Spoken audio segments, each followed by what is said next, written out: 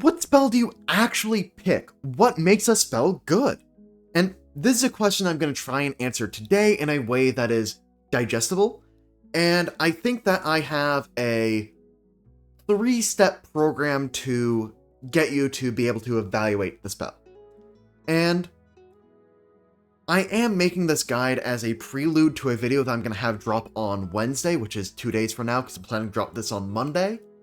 And that video will be the fight autopsy and me going over what went wrong, what went right in regards to the playtest experiment that I did with the unbeatable party, wink wink, that you can go watch up in the icon up there. It was a live stream. I did not cut anything down out of that live stream, so you can see all the die rolls in full glorious detail. I have opinions on what could have been done better for that experiment, but that is on Wednesday's video. For this video, we are going to be talking about exactly how to pick spells. And with that, I'm going to start my 3-step program with, of course, the first step, defining the job of your spell. And I'm putting job in fat air quotes. This is basically, what does your spell do? What do you want to do with it? And this is before we're talking about efficiency, before anything else, what does the spell want to do?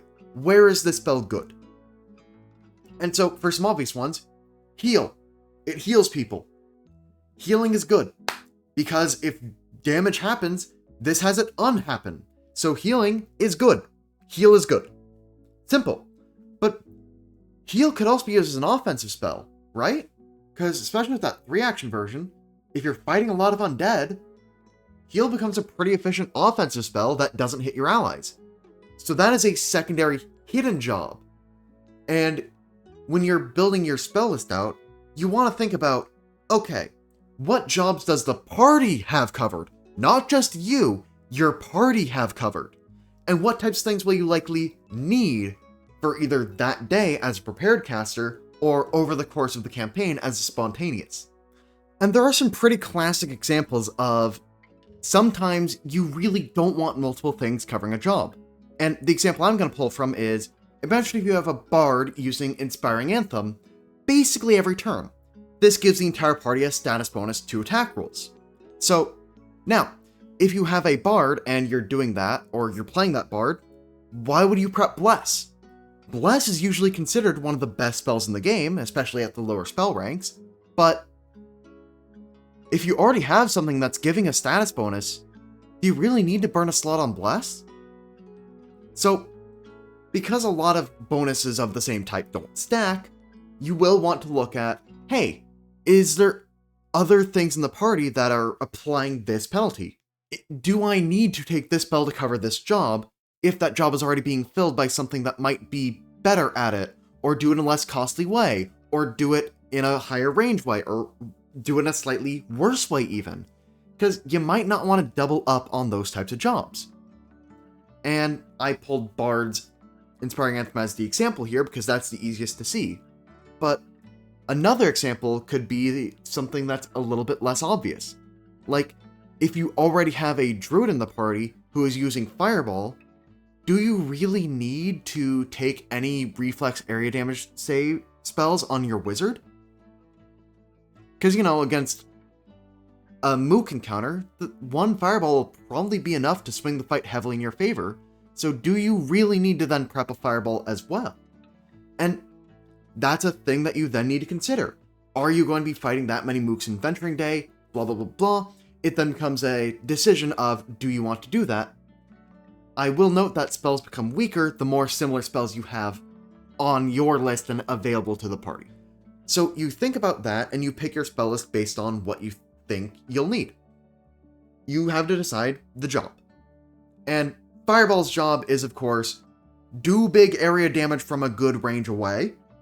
And area damage is very good if you think that your GM likes to use encounters with a bunch of small minions, or you need fire damage for something. And it's just pretty good at doing its job, which we'll talk about later, but Fireball is an example of an area damage spell, and area damage is a job. It also targets the reflex save. You can have, it targets a save that our party has a hard time targeting as a justification for taking certain spells. Because specifically for arcane casters, that can pretty easily target any of the 3 major saving throw defenses, because Marshals will target AC. You don't need to target AC as a caster, Marshals have it covered. People commented on all my previous videos where I mentioned this, but Marshals have it covered when it comes to the party wanting to attack AC. So, as a spellcaster, you're usually going to want to target saving throws, and you're going to want to target a variety of them, because some saving throws are going to be lower than others, depending on a per creature basis. So you're going to want to have the ability to target each save individually. And so you might evaluate a spell higher if your party has a hard time targeting a specific save. Like if I was playing a Divine Caster in a group that doesn't have a grappler, so there's no trips flying around, none of us are going to have an easy time targeting Reflex, because there's like 10 to 20 total Divine spells that even begin to target Reflex. So taking something like Revealing Light, just simply to punish enemies for having a lower Reflex save, makes a lot of sense. Just to have that niche of, this targets a save that we can't really do, and it does something to them that will help us eventually win that fight. And now I think I've kind of reached the point where I need to talk about my next point, which is efficiency. Does this spell actually do its job in an efficient way? So an example that I will use for this is, there's a spell that makes people clap, and a spell that makes people laugh. And you can read the screen to see the minute differences between them, but generally, the spell that makes people clap and the laughing spell are pretty similar, in the sense that they are 2 actions to cast, have a duration of sustain for an arbitrary duration, because there is basically no difference, even if it was sustained 10 minutes for sustained 1 minute. Fights don't last 10 plus rounds normally, so that's irrelevant. And as long as you are able to sustain them, that foe can't use reactions, and they might have a further action economy penalty if they fail or critically fail. And there are differences by, oh, that one makes them do manipulate actions, that one just knocks them prone, this one is blah blah blah. But generally, you're taking them to disable enemy reactions for a duration of sustained. And in that, you would see one is a 3rd rank spell, one is a 2nd rank spell. So the 2nd rank spell is usually the one people will pick if they have a choice. But that 2nd rank spell is not on the Divine list. So if I was that Divine caster in that group, and we needed somebody to eliminate enemy reactions, guess who's going to have to prep the clap spell? That's right, the Cleric. And that's kind of a theme of spells. You might not have access to the most efficient answer to something, so you need to make do with what tools you have. Particularly if you're in a group that doesn't have many casters, you're gonna need to pick some spells that are considered to be less optimal, so that you can fill the jobs. And if it's good enough to fill that job and help your party win a certain type of encounter, guess what? It's a good spell for you. And it does not matter if it's, on average, not that great of a spell.